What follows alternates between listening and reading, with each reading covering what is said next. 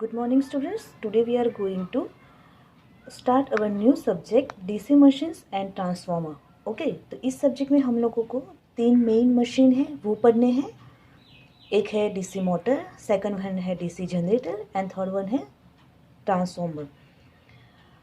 अब जो ये तीनों मशीन है वो हमारे इलेक्ट्रिकल मशीन्स में, पावर सिस्टम में बहुत इंपॉर्टेंट मशीन्स हैं. तो हम यहाँ शुरू करें हैं सिंगल फेज ट्रांसफॉर्मर से. बहुत इंटरेस्टिंग सब्जेक्ट है, आप लोगों को बहुत पढ़ने में मज़ा आएगा. तो हम लोग सिंगल फेज ट्रांसफॉर्मर शुरू करें. तो फर्स्ट ऑफ ऑल हम इंट्रोडक्शन पार्ट देख रहे हैं. तो चलिए इंट्रोडक्शन पार्ट में क्या है. तो first of all we introduce transformer. Okay, so transformer क्या है. सो जो ट्रांसफॉर्मर जो है वो एक स्टैटिक डिवाइस है. Okay, which is not contain any rotating part. यानी कि जो ट्रांसफॉर्मर है वो स्टैटिक डिवाइस है, उसके अंदर कोई भी रोटेटिंग पार्ट नहीं है.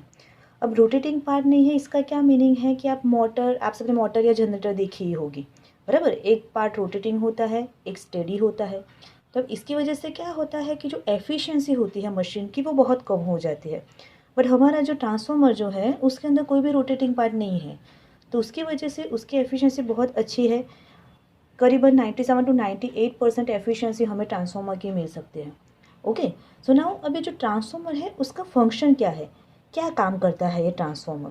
तो जो ट्रांसफॉर्मर है वो क्या करेगा, it will transfer electrical supply from one circuit to another circuit without changing frequency. Okay, तो ये ट्रांसफॉर्मर क्या करेगा कि जो इलेक्ट्रिकल एनर्जी है जो जनरेट होती है उसको एक जगह से दूसरी जगह पे ले जाएगा. बट वो क्या करेगा, जो फ्रीक्वेंसी होती है उसको वो कांस्टेंट रखता है. इट कैन चेंज वोल्टेज और करंट. वो वोल्टेज एंड करंट को चेंज करेगा बट वो फ्रीक्वेंसी को कांस्टेंट रखेगा. ओके, तो this is the main function of the transformer, means to transfer electrical energy from one circuit to another circuit. अब जो हमारे जो ट्रांसफॉर्मर है उसमें हम जो सप्लाई देते हैं वो एसी इनपुट होता है और जो आउटपुट मिलता है वो भी एसी होता है. ओके, यानी कि हमारा जो ट्रांसफॉर्मर जो है वो एसी मशीन है, वो डीसी मशीन नहीं है. Okay, we can not give it DC supply. Okay, तो हम ये बाद में डिस्कस करेंगे कि हम डीसी सप्लाई नहीं दे सकते और अगर देंगे तो क्या होगा. तो अब देखिए हम उसको देखते हैं कि like this one is your AC input. Okay, if we give AC supply to the transformer, ये है हमारा AC इनपुट जो हम ट्रांसफॉर्मर को देंगे. यहाँ पे हम बनाएंगे ट्रांसफॉर्मर,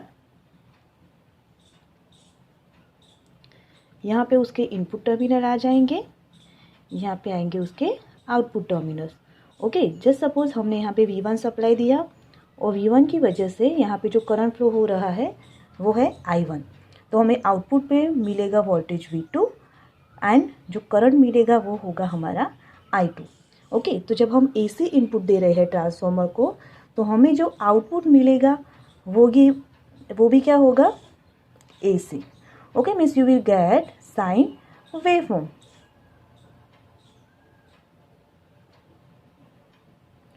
ओके, यहाँ पे V2 और ये हो गया आपका आउटपुट. ओके, अब जो ट्रांसफॉर्मर जो है हमने देखा कि उसका काम है कि इलेक्ट्रिकल एनर्जी को एक जगह से दूसरी जगह पे वो ट्रांसफर करेगा without changing frequency.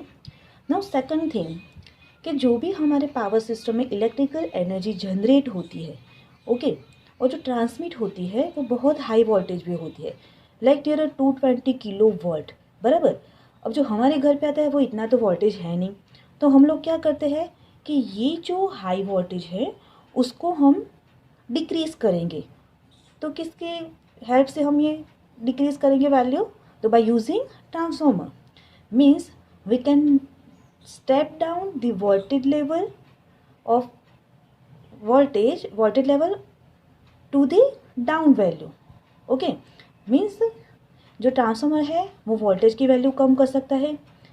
Same way अगर हमें ये जो वोल्टेज लेवल है उसकी वैल्यू इंक्रीज़ करनी है तो भी हम इंक्रीज़ कर सकते हैं. तो उसके लिए भी कौन यूज़ किसको हम लोग यूज़ करेंगे, ट्रांसफॉर्मर को। Means transformer can also step up and step down the voltage level. Okay, so इसके लिए हम लोग एक जनरेशन सिस्टम देखते हैं। सो हमारे पास एक पावर ट्रांसमिशन सिस्टम है यूजिंग ट्रांसफॉर्मर। जस्ट सपोज ये है हमारा जनरेशन। जस्ट सपोज हम जनरेट कर रहे हैं 5 किलोवाट। ओके, तो अब हम क्या करेंगे, ये जनरेशन हुआ, हम ट्रांसमिशन करेंगे 220 किलोवाट के ऊपर। तो यहाँ से 220 केवी तक वोल्टेज को अप करने के लिए हम लोग क्या करेंगे, बीच में एक ट्रांसफॉर्मर लगा देंगे।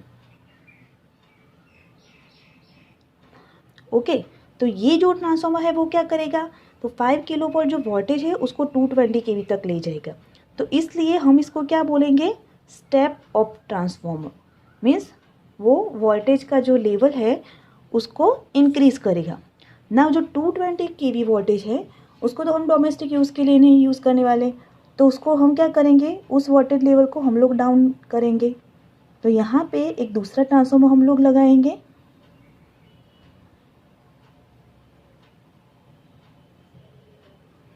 तो ये क्या करेगा, तो जो 220 केवी है उसमें से यहाँ पे आगे वोल्टेज लेवल डाउन करेगा, नियरर 11 केवी तक ले जाएगा। तो ये ट्रांसफॉर्मर क्या कर रहा है, 220 केवी में से वोल्टेज लेवल को 11 केवी तक ले जा रहा है। तो इसलिए हम इस ट्रांसफॉर्मर को क्या बोलेंगे, स्टेप डाउन ट्रांसफॉर्मर। और बाद में ये है आगे डोमेस्टिक यूज़ या इंडस्ट्रियल यूज़ के लिए यूज़ होगा। ओके, तो मीन्स ट्रांसफॉर्मर का काम है कि इलेक्ट्रिकल एनर्जी को एक जगह से दूसरी जगह पे ले जाता है without changing frequency. And second क्या है, सो इट कैन इंक्रीज और decrease the voltage level. Okay, so हमारे पास number of types of transformer है। जस्ट सपोज हम अगर फेज के हिसाब से काउंट करें तो हमारे पास सिंगल फेज ट्रांसफॉर्मर है। सिंगल फेज ट्रांसफॉर्मर में 2 ही फेज हो गए। सेकंड है 3 फेज ट्रांसफॉर्मर, जो 3 फेज ट्रांसफॉर्मर होगा। उसके बाद 3 फेज हो गए यानी कि R/B। सेकंड है अगर हम कंस्ट्रक्शन के हिसाब से जाएंगे तो भी हमारे पास 2 ट्रांसफॉर्मर हैं। एक है core type transformer and second है हमारा शेयर टाइप ट्रांसफॉर्मर। तो depending upon the construction 2 type है ट्रांसफॉर्मर के। एक है कोर टाइप ट्रांसफॉर्मर,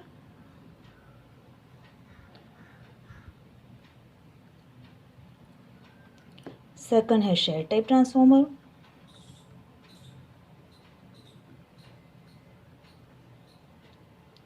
दूसरा है हमारे पास फेज के हिसाब से। सो फेज के हिसाब से कौन कौन से आएंगे, सिंगल फेज ट्रांसफॉर्मर, सेकंड आएगा 3 फेज ट्रांसफॉर्मर। उसके बाद हमारे पास है पावर ट्रांसफॉर्मर है, करंट ट्रांसफॉर्मर है, वोल्टेज ट्रांसफॉर्मर है।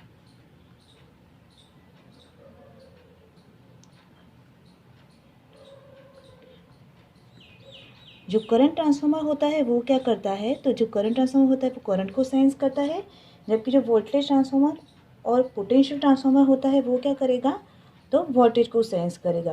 मीन्स हमारे पास number of types of transformer है जिसका हम डिपेंडिंग अपॉन उसका यूज़ कौन सा है उस हिसाब से हम उस टाइप के ट्रांसफार्मर का यूज़ कर सकते हैं।